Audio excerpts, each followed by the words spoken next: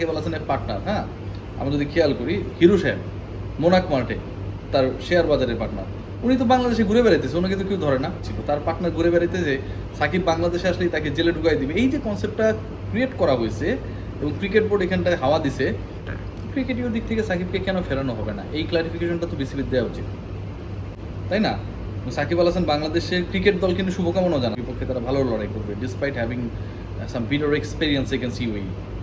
সাকিব আল হাসানের সাথে তো বাংলাদেশের ক্রিকেট ফ্র্যাটার্নিটির কোনো মারামারি নাই, দ্বন্দ্ব নাই, সংঘাত নাই। ক্রিকেট ফ্র্যাটার্নিটির Shakib Al Hasan is an all-rounder, যিনি বাংলাদেশের জন্য অনেক কিছু করছে। অ্যান্ড ক্রিকেট ফ্র্যাটার্নিটির সাকিব আল হাসানকে ক্রিয়েট করছে Bangladesh cricket board. So Bangladesh cricket বোর্ডে কেন স্পষ্ট অবস্থান থাকে না, এটা খুবই দুঃখজনক।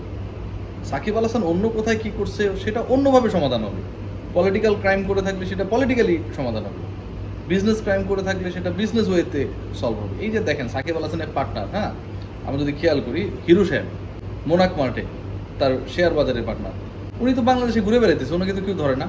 তো সাকিব আল হাসান ওই শেয়ার কেলেঙ্কারিতে হিরো আর সে তো পার্টনার ছিল, তার পার্টনার ঘুরে বেড়াইতে যে সাকিব বাংলাদেশে আসলেই তাকে জেলে ঢুকাই দিবে, এই যে কনসেপ্টটা ক্রিয়েট করা হয়েছে এবং ক্রিকেট বোর্ড এখানটায় হাওয়া দিছে, এটাও তো আমার কাছে মনে হয় যে অনেক ক্ষেত্রেই রং। সো বাংলাদেশ থেকে যখন সবাই পালাইতে চায় সেখানটায় সাকিব আল হাসান বাংলাদেশে আসতে চায়, ভাই এটা বুঝতে হবে, এই রিয়েলিটি কেউ বোঝে না। বিসিবির জন্য এটা অ্যালার্মিং, মানে সবচেয়ে বড় সমস্যা কি দেখেন, end of the day cricket এবং ফুটবল কিন্তু কম্পিটিটর না। আপনি যদি অস্ট্রেলিয়া যান সেখানকার কিন্তু অস্ট্রেলিয়ান সকারও যেমন জনপ্রিয়, আবার ক্রিকেটে কিন্তু তারা হচ্ছে বিশ্ব সেরাদের মানে টপ লেভেলে, বিশ্বের টপ 3টা প্রভাবশালী বোর্ডের একটা অস্ট্রেলিয়া। তাদের কিন্তু স্পন্সরশিপের ক্রিকেট এবং ফুটবলে কোনো ক্ল্যাশ হয় না। আপনি যদি ইংল্যান্ডে যান দেখেন ক্রিকেটের দিকে ফুটবলের জনপ্রিয়তা হিউজ, ইংলিশ প্রিমিয়ার লিগ পৃথিবীর সবচেয়ে কম্পিটিটিভ লিগ, তাই না?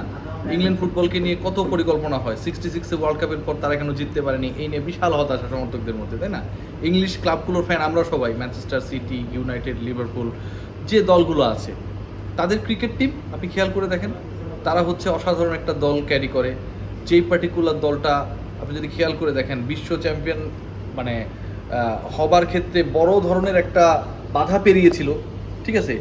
যেই ইংল্যান্ডের আপনার কাউন্টি লিগকে যদি আপনি নেন, মানে ওখানটায় যদি বিপিএল টিপিএল টাইপের তো ফালতু টুর্নামেন্ট হয় না, কিন্তু তাদের হচ্ছে যে মাইনর কাউন্টি কিংবা মেজর কাউন্টি, রিয়েল কাউন্টি যেগুলো হয়, কী পরিমাণ কম্পিটিটিভ হয়। সাকিব আল হাসানের নোবেল ধরা পড়লো হচ্ছে ওই কাউন্টিতে গিয়ে, তার মানে তারা কতটা স্টুডেন্টের মধ্যে রাখে, তাদেরও স্পন্সরশিপের কোনো অভাব হয় না, কারণ তারা বাইরে থেকে সাকিব আল হাসানের মতো ক্রিকেটারকে কিনে নিয়ে যায়। End of the day product যদি ভালো হয় আপনি এটার ক্রেতা পাবেন, end of the day product যদি পচা হয় সেটার আপনি ক্রেতা পাবেন না। একটা সময় আপনি খেয়াল করবেন যে ওই যে ফরমালিন দিয়ে হচ্ছে পাঙ্গাস মাছ রক্ষণাবেক্ষণ করতো, রাখতো, হ্যাঁ, তো পাঙ্গাসের ক্রেতা কিন্তু কম দাম হলেও মানুষ আর কিনতে চায়নি, বুঝতে পারছি। আর যদি প্রোডাক্ট ভালো হয়, টাকা আপনার না থাকলেও আপনি চেষ্টা করবেন যে বৈশাখ আসলে যেভাবে হোক ইলিশ মাছটা খাবো। তো বাংলাদেশের ফুটবল আসলে পাঙ্গাসে, ক্রিকেট আসলে পাঙ্গাসে পরিণত হয়েছে।